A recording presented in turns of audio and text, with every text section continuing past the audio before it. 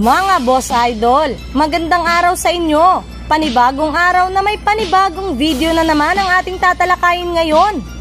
Tara na't pag-usapan natin ang balitang dapat na nga daw umalis si Jordan Clarkson sa Utah Jazz at ang sinasabing bagong superstar ng Barangay Ginebra. Pero bago nga natin yan umpisahan, introhan muna natin to.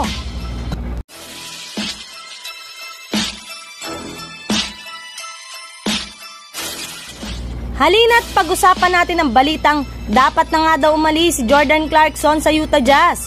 Naibalita na nga noong nakarang araw na nag-a-average na nga ang ating kababayan na si Jordan Clarkson sa mga nakaraang laro niya sa Utah Jazz ngayong season ng 29.6 points, 3.6 rebounds at 4.4 assists per game sa kanyang 51% shooting sa field goal, 39% naman sa 3-point line at 92% naman sa free throw line.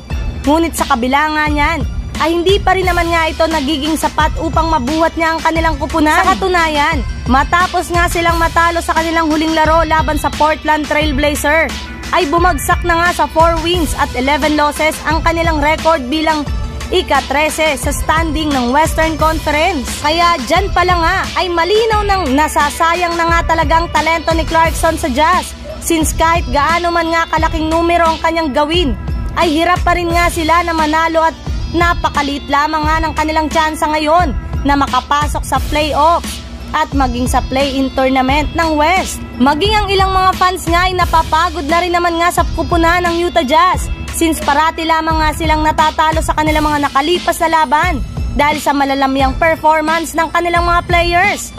Kaya dahil nga dyan, ay nagsisimula na naman ngang magsilabasan ngayon ang mga trade rumors patungkol sa kanilang team, lalong-lalo na kay Jordan Clarkson.